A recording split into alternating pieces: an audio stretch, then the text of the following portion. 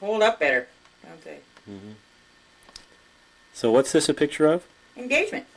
Your night. engagement night? Mm-hmm. Remember the date? It's Christmas. Christmas, December 25th, 1950? Well, it's 24th. 1950 it says. Yeah, that's when it was. Okay. Huh? We were married in 51. So. Wow. Okay, you were just saying that you really did. What we were talking about before was that you got engaged on the last tape. We were talking about getting engaged, and we thought it was like the Christmas of '49, but realized that it was really 50, the end of 1950, that you announced your engagement on Christmas Eve, and that's what that picture was just of. So. Yes. See, this was my engagement picture.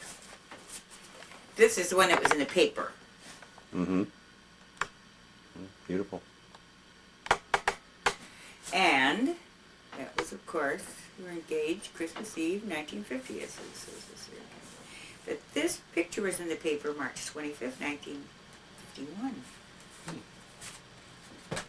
So, did you know that you were going to be springing it on your folks that as you went in there for Christmas Eve? I did, and I think I made a little error. A little error? Because I figured we'd been going out like every other day or twice a week, or start out, once a week, twice a week, and we'd like go out every night. And people that go out every night don't usually get married. Something's going on. And so I didn't think it was a big surprise or anything. Mm-hmm. Did you think that they would object to it, or? Well, I didn't think they'd be real happy, but I figured they thought it was inevitable. It was just something that was going to happen. So you thought they'd sort of accepted it by this time? I just was very surprised myself when I had this attitude like, you're getting married? Mm-hmm. Just like it was such a big surprise. I just could not figure that out, Mm-hmm. So, in my own inimitable way, mm-hmm. I moved out of the house. Really? Yes. When? Oh, I went to I was working in Chicago. Mm-hmm. And, I ever tell you the story how I got that job? It was such an interesting story. Because my boss was a Swedish Jew, which was sort of different, Yeah. I wonder if he went there. I never did figure out whether he went to Sweden because of the war. Yeah. He was right at that age, He was probably 35, early 30s, Mm-hmm. 35. Anyway, I was working in Chicago at this agency. I think I did. Mention a little bit about the Yeah, I'll mention about that. And so it would have been more convenient for me to live in town anyway. Mm-hmm. So you moved out in protest? Yeah, I didn't like the. Yeah, I just had to have everybody go along with me all the time. I think that was part of it. I always took the least resistance, and that was to leave. Mm-hmm. But I never really had. I always more or less did what I wanted to do. Mm-hmm. And if I met any resistance, of course, I would just leave. And it just happened when I went to work. I called a friend of mine mm-hmm. who was also working in town. And she said, she was working at Marshall Fields, actually. She didn't have a real good job, but she was working at Fields in the art department. Mm-hmm. I met her at art school. And she says, well, I've been looking for somebody to get a place. And I've heard of this place, this apartment on the near north side. And it just happened that she had knew this place. I said, great, So we went over there. And of course it was in the best neighborhood that you could possibly, young people like us, could possibly want to live. It's a North State Parkway. Mm-hmm. Just a 1300 North State Parkway. It was 23 East. So that means it's only one building off North State Parkway. Mm-hmm. And kitty corner from the Ambassador East Hotel. And across the street from that is the Ambassador West Hotel. And on the corner, 1300 North State, was a luxury hotel, for the filthy rich. But next door to that were these little brownstones. They're gray stone, actually. Chicago had more gray stones than brownstones because of the color of their stone. And third floor, walk up, share the bath, 2 bartenders. No bartender, no librarian, both guys. And big old Victorian bath, about 12-foot ceilings and a ring shower over a claw-footed Victorian tub. Really? It's quite odd. Didn't bother me any. I figured the bartender worked, he worked nights, so when we would be there, he'd be gone. Quiet. I don't know, but the librarian, he was just like the forgotten man. I don't even remember him. Never met him. And we never did have any problems running into each other in the bathroom. 2 girls and 2 guys on the third floor. Was that unusual? No, share bath? No. Oh, okay. We paid $100 a month, which is, so it was 50 a month. But we only had one room, one huge room, And it had a fireplace and a big bay window looking over the street, great big Victorian bay window. What floor were you on? Third. Third floor. And phone in the hall. No phone. This is like a movie. Yeah. This is really like a movie you'd see of the 40s. 2 girls living in New York in the 40s. Phone! That's exactly what it was like. The second floor, there was 2 other girls, and the third floor was... the first floor were more girls, a lot of girls. And I think those 2 bartenders were the only guy, the bartender and the whatever, librarian or whatever. I think they were the only guys in the whole building. In the second floor back was a woman from Batavia. This is a wonderful story, but I'm not going to tell this because it's so funny, because it takes forever. What's wrong with that? Come on, tell the story. Well, this is after we moved in and lived there. I moved in and lived there for a while. But Jerry was going to law school at the time, so he would go there and study. Yeah, he'd have my key, he'd go there and study in the afternoon and whatever. And we'd have dinner, and then he'd take the train home. Where was he living at that point? At home. Okay, with his folks. Yeah. But Furnace Electric, your old place where you used to work, the Furnace people still owned that, of course, in 1950. They were just going strong. They had war contracts, and they were really going big. And evidently Furnace had a brother who had a daughter named Jane. And I didn't know anything about this person. But I did know that somebody kept getting phone calls in the middle of the night all the time. It took me a while to get used to it. And it took me a while to get used to the traffic noise from the Ambassador East Hotel. I was like, for a couple of nights, I was like... you were close to the Ambassador East? What? Kitty corner. Really? Okay. I was on the corner. We were not 2300 north. We were 23 north. 23, okay. State is the borderline, north and south. Right downtown. Not downtown, north side. 1300 north, which means 1300 block. 13 blocks. 100 blocks. But it was 100 address blocks. And you could walk it. Today, people probably, jog to work, But anyway, it took me a while to get used to the noise. But that's young people for you. 3 days or so, and I was sleeping like a rock. But the phone kept ringing all night long. But she'd always get the phone, Jane, from the back of the apartment. Would always get the phone. And I thought, boy, that woman gets a lot of phone calls. And I had answered the phone. She got phone calls all the time. I had answered the phone with, someone would ask for her, too. And I'd yell like we all did, Oh, okay, whatever. But I didn't know her from Adam. I didn't even, until I started hearing the last name, I didn't even know her last name. But Okay. So you didn't know she was from Batavia at that point? no, I didn't know anything about her, and somebody said, Cassie told me. Cassie knows everything. I said, her name is Jane Furnace. I said, is that any relation to the Furnaces? She said, Jane Furnace.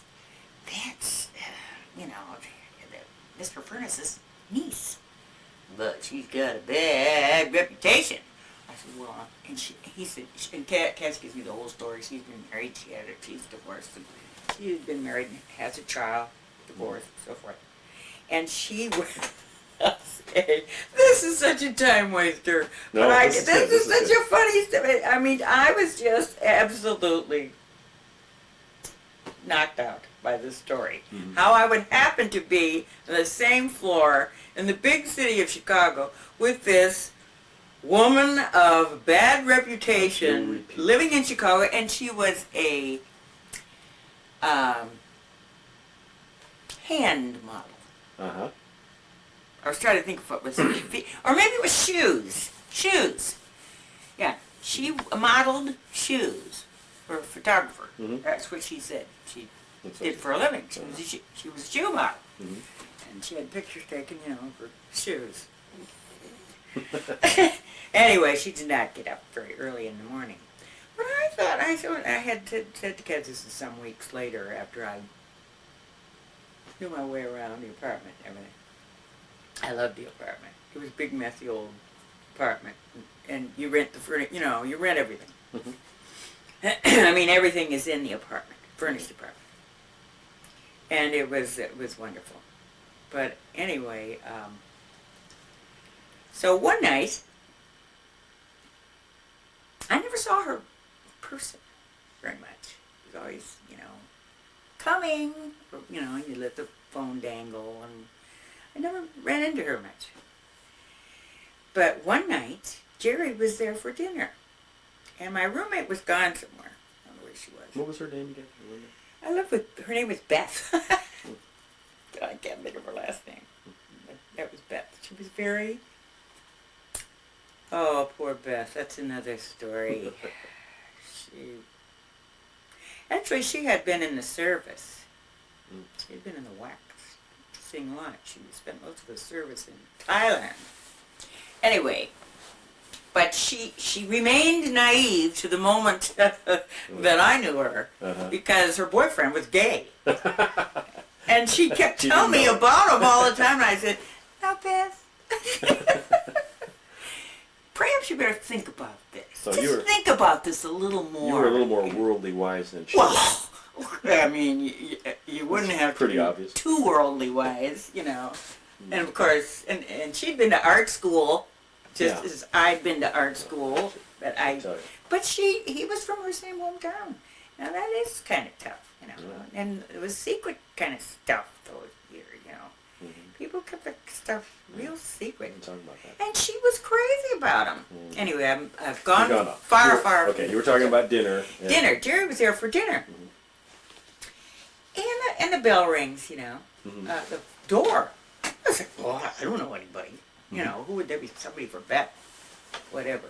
So I go to the door, and we had a light in the hallway right over our doorway to the hall. It's just the stairway, a long hallway, our apartment, the bathroom, and the back apartment with the bartenders. That's all there was there. But there was a light right over our door. And I opened the door, and the light is shining right down on Jane Furnace. Now, she had platinum bleached hair. I mean, white Jean Harlow platinum bleached hair. And she had on a white Angora sweater. Ooh. Huge boobs. And then she had on little sparkly things on this sweater. Like little sequins. And so She was pretty that was dazzling. on the sweater. She had a white skirt on and white shoes and a few dangling rhinestone bracelets. And standing in this light, I thought, my God, she looks like some sort of a neon sign come to life, you know. And she says, "Can I trouble you for whatever?" I can't even remember what it was for. She asked for something. And I said, "Oh, sure, sure. Come on in." And of course, there's Jerry, dazzled by this. Wow. She wasn't quite so dead. Well, she wasn't really that good looking. But she had a pretty nice figure. You know, you wouldn't really call her a beauty. She was But buxom. she was obviously a whore. Well, to put it mildly, yeah. No, she wasn't. She was a call girl. Oh, that's big difference. Yes, she was. And so instead of going wherever, we were about through eating, and so she sat down, and it came out that we were from Batavia.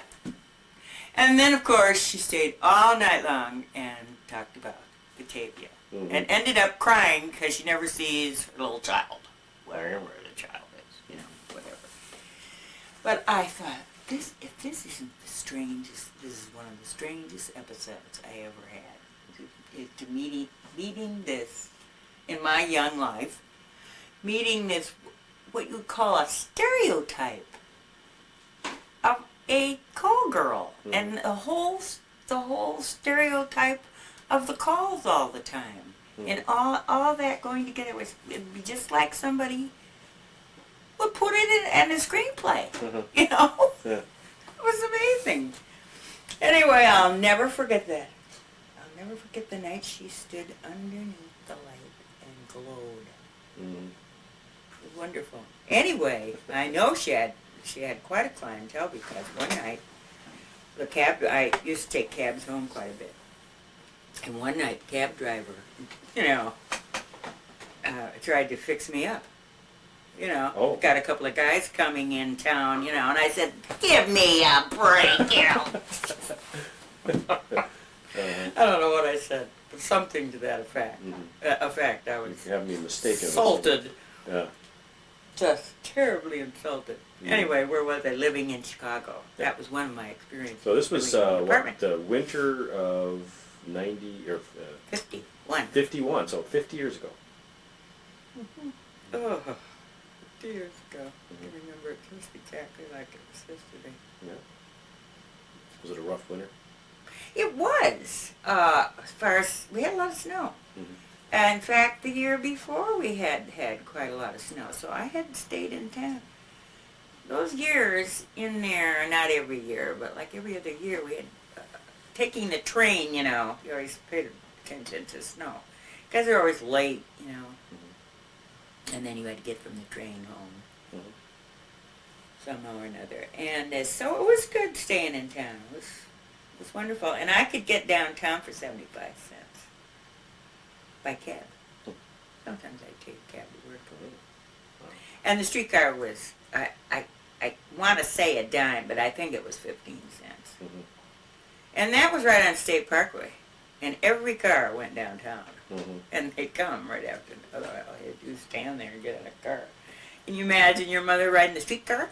Sounds like it's right back out of the last century, and it was the last century. No, I spent most of my time in that century too. So this was so Dad was or Jerry was going to college at Aurora. No, he was going to DePaul Law School. Oh, he's going to DePaul Law School at this point. And somewhere around then, he went out west with Joe. Well, oh yeah, I forgot. He wasn't going to college then. He was going to college. Well, I don't know when he had his finals.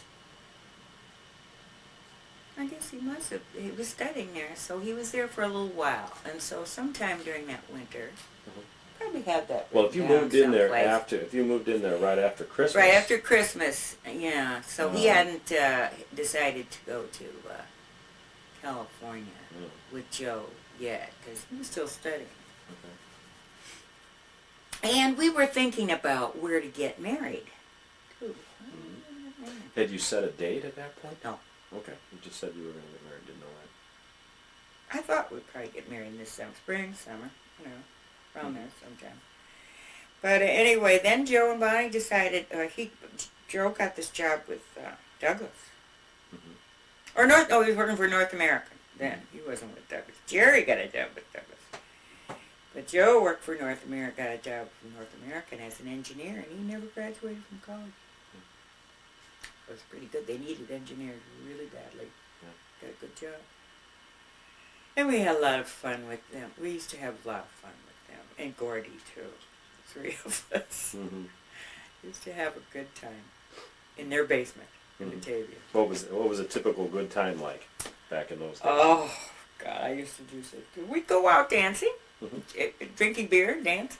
Jerry was a good dancer. Mm-hmm. Joe liked to dance, too. Gordy didn't.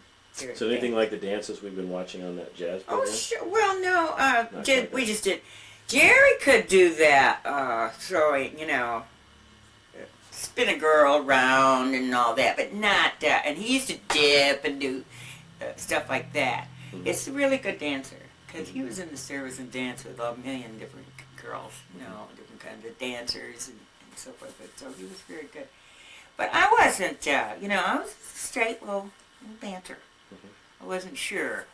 I wasn't a real good dancer. I wasn't real sure of those kind of steps, And Batavia High was not noted for its Risky real dancing. swinging dances. Yeah, I noticed. When I was there. Anyway, So you we would- had a lot of fun. So you used to get together, have some beers, go out and dance. Go out and dance with Gordy and Joe, and sometimes Joe and Gordy was not married at the time. And sometimes Gordy and Jerry and I on a date. Gordy was going with Marie, but sometimes we would have another date. Mm-hmm. She was in Mooseheart. She was just a high school girl. Mm.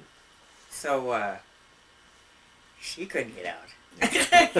She was trapped. So he'd go out. And they were just, Gordy had the funniest sense of humor. He was so funny and so easygoing. So he had changed, when he got older, he had changed so much. But he was really a funny guy when he was young. And we used to go to these, like, bars, roadhouses. I would never go to a bar in Batavia.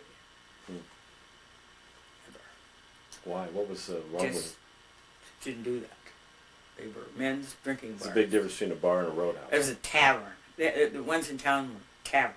Mhm. They were for men. Oh. I guess there were women that went there, but not me. So, in fact, his uncle had a bar. I didn't even go to his uncle's bar. Nothing's bar. So, Well, we go to places where we could dance. Yeah. so they have. Would they have like live bands, or was it Oh, a yeah. jukebox? Sometimes on the weekends they'd have live bands, but if it was during the week, it would be Mhm. just jukebox. Was it swing music? Yeah.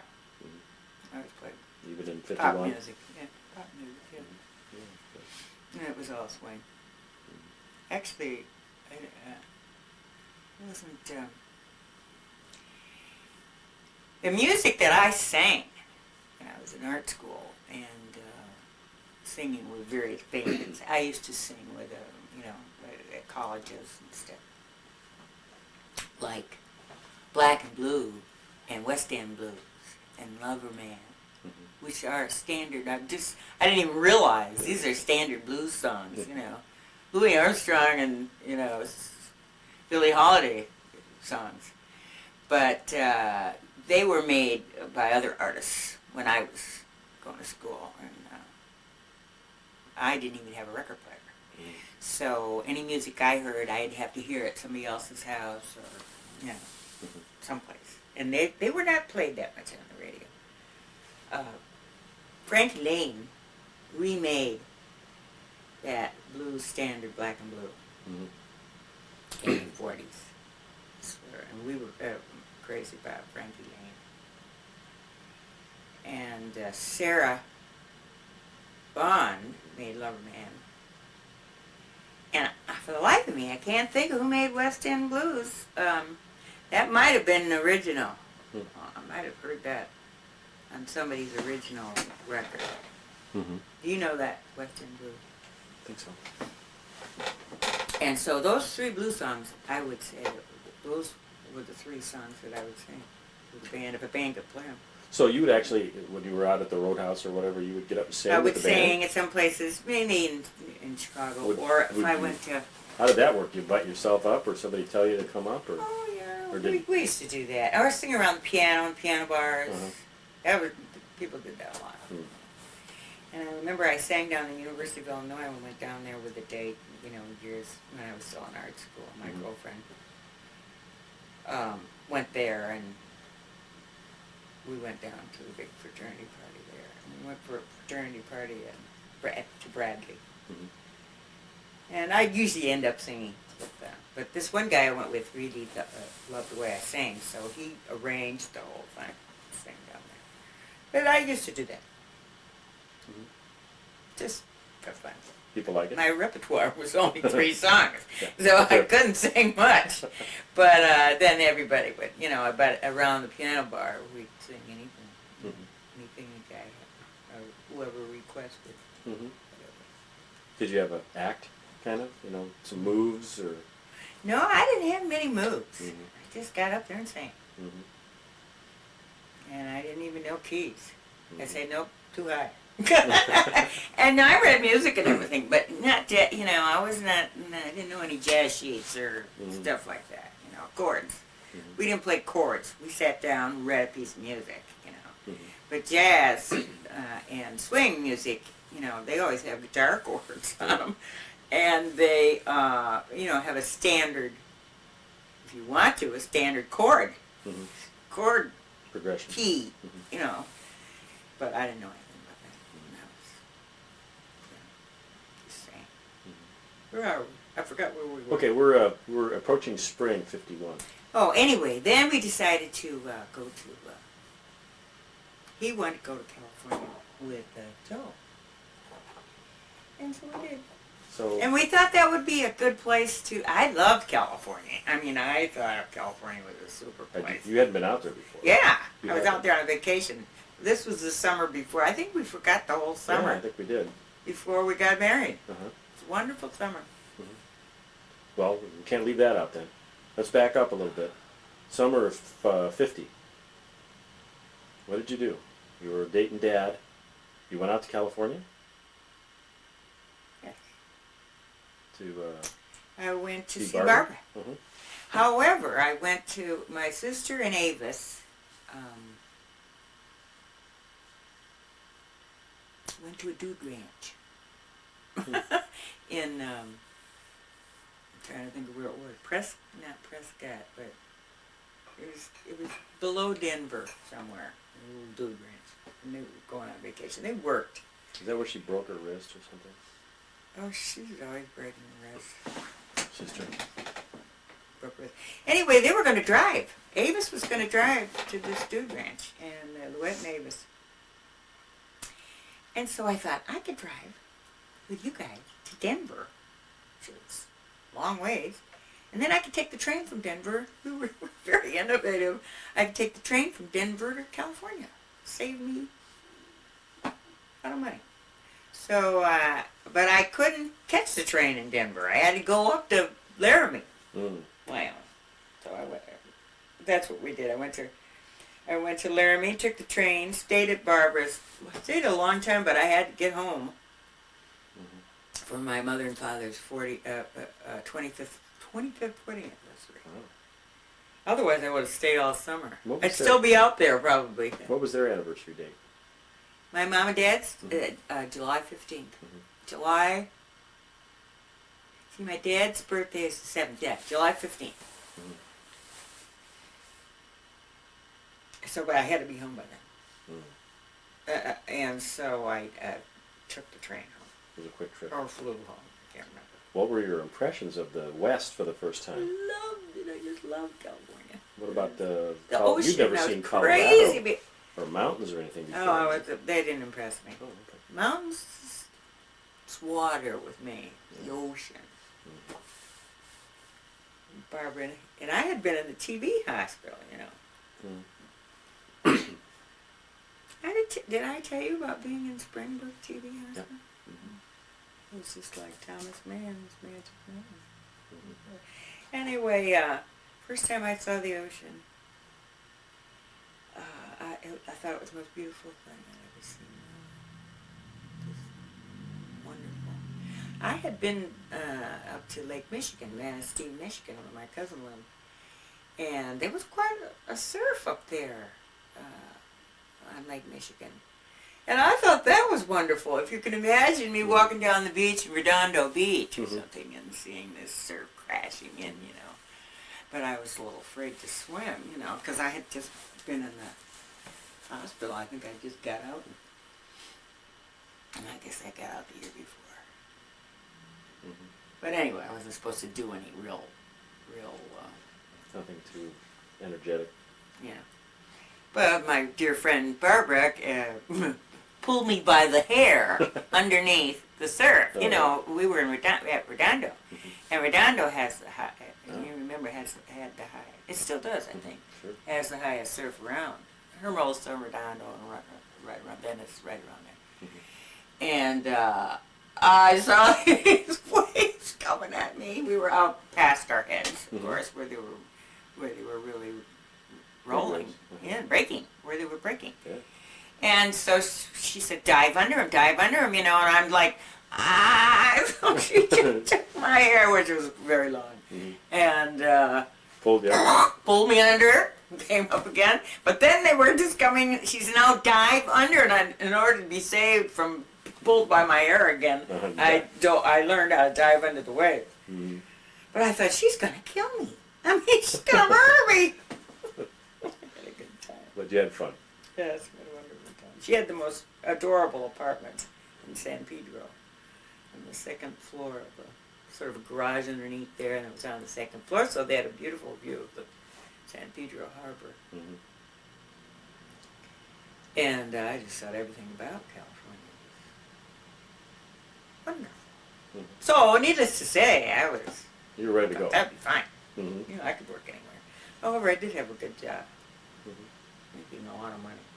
So Jerry moved out before you to take a job, right? Yeah, not too long. And I can't really remember how, because we were married June 2nd. And I had to take all his instruction and stuff at the cathedral. See, I didn't live very far from the Holy Name Cathedral, Chicago.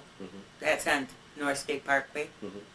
And, you know, you could walk it. Well, you probably wouldn't walk it, because you could take a streetcar right there. But I used to stop there on the way home from work, have dinner, and then stop there for my instructions.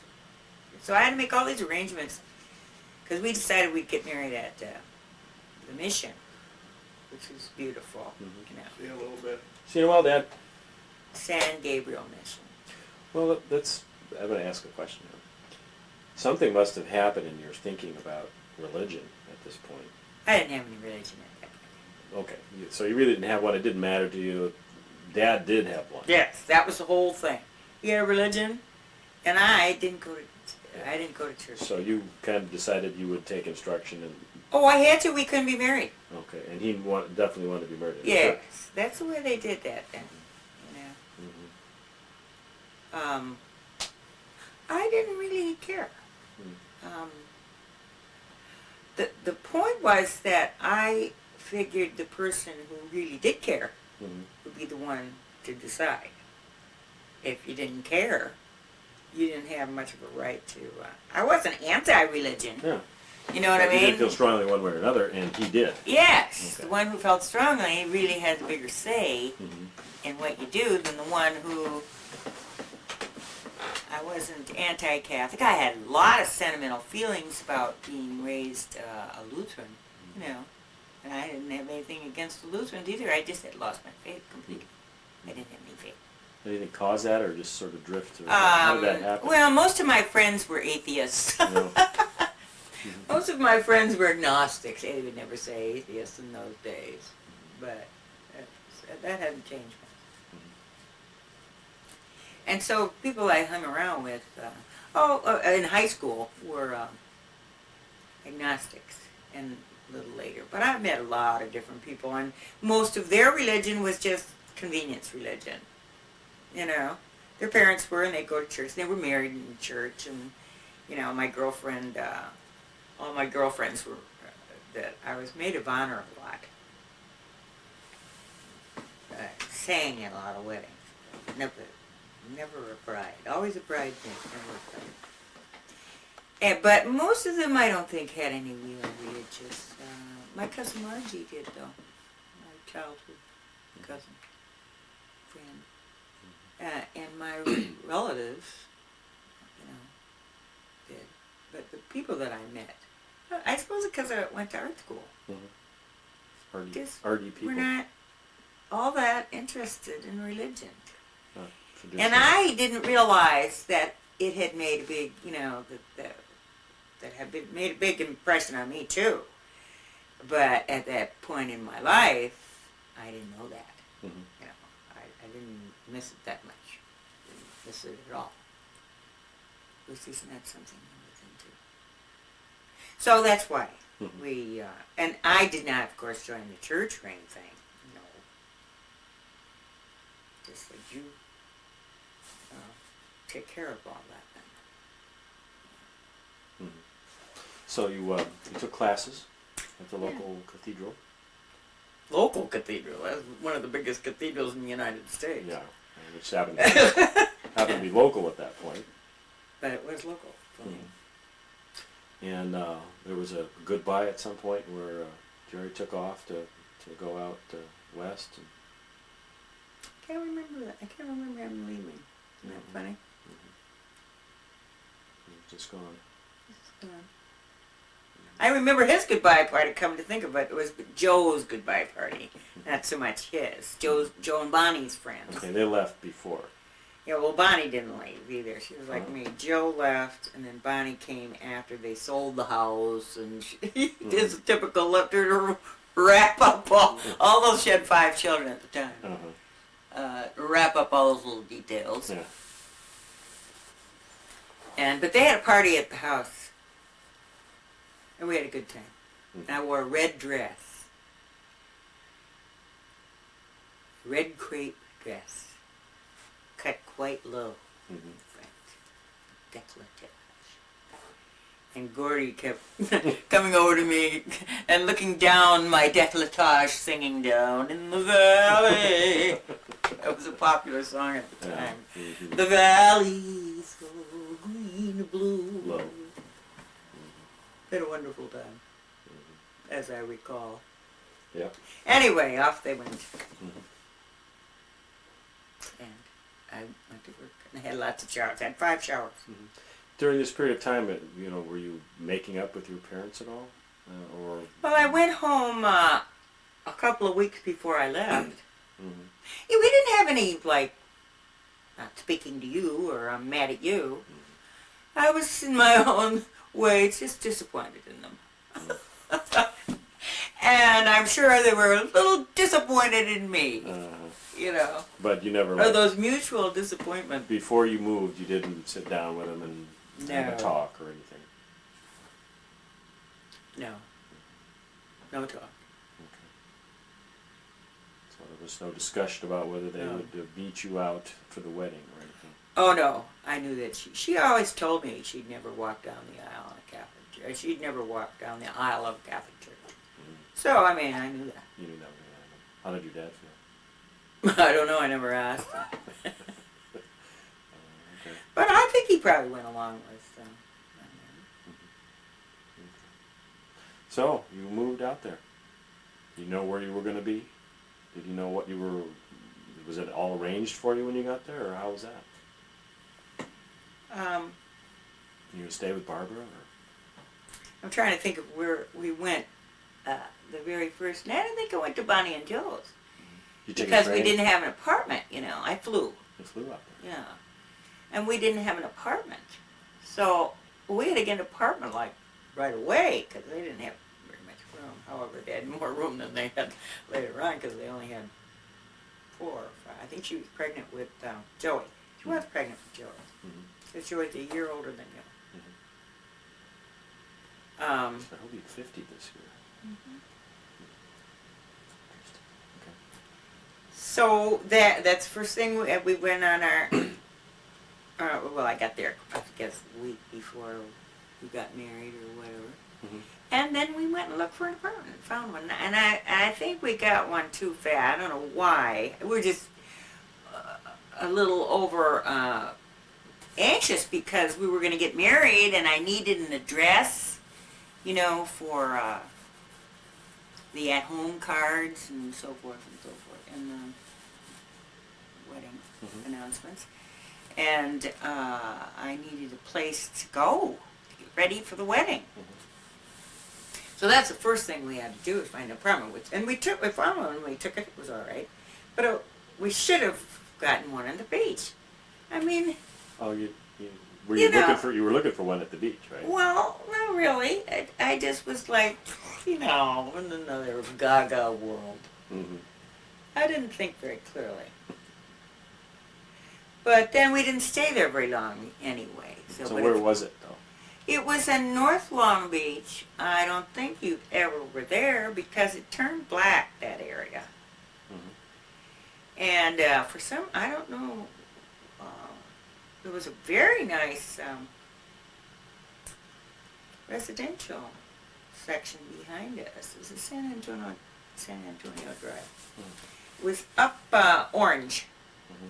You know where Orange, Cherry, Orange, Cherry. What's the other one? Lemon. I don't think it's lemon, but it could be. Anyway, this one was just off Orange. I'm sure you don't remember that. Mm-hmm. And it was all right. There's a nice shopping center you could walk to, Mm-hmm. because he just had his. He bought this goofy car, this convertible. That was talk about a lemon. Mm-hmm. It was a terrible lemon, but it was cute. Had a rumble seat, and he could take Joe and Bonnie's kids around in the rumble seat, so that was super. Mm-hmm. But it was falling apart. Yeah. But it was fun. And so it was important to live near the bus line and to where shopping center. They had trolleys at that point? Buses. Buses. They used to have a red line, used to call a red line into LA. I never did take that. Mm-hmm. Never took that red line. But they didn't have trolleys in the street at that point. They had buses. They had changed them all over buses. Mm-hmm. But So, you used them, though, the buses. oh, yeah. I didn't have any other way to get around. Yeah. Okay. Yeah. And I got a little job, right, Mm-hmm. I got a little freelance job. Did some little freelance work. So who planned the wedding? I did. You did? Did you have some strong ideas about how it should go? Well, we were really lucky. This was a very simple wedding because we had no guests.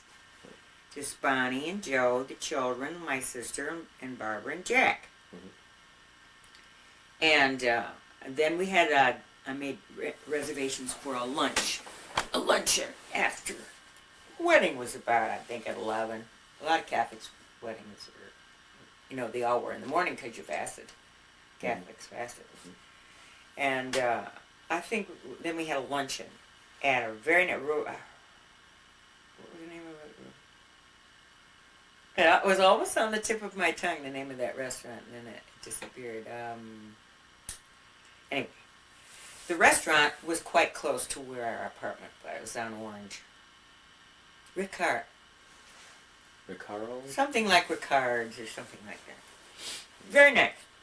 And so we had a luncheon there after. We had our pictures taken at the photographer, and then we went and had luncheon there. And then later on, we came back to the apartment. Barbara and Jack had to go. Stephen was just born about 3 weeks previous. So she had a little teeny tiny baby. She had to go back. And so then we went back to the apartment. The night before I had made some little sandwiches and little things, and we bought some champagne. And I ordered a little wedding cake. And we had a little wedding cake. Fixed up the table, had little sandwiches, and a case of beer, and Bonnie and Joe were there. And my cousin, who used to be my Girl Scout leader, moved to California, so I asked my cousin to come over, and my ex-Girl Scout leader. And then Jerry asked a guy he met at work. Jerk. He's a real jerk. Not so much him, it's his wife. Oh. Anyway, And then we went down to, we thought, you know, the little innocents that we were, we just go down to Laguna and stay in a hotel. Well, of course, by the time we got there, it was like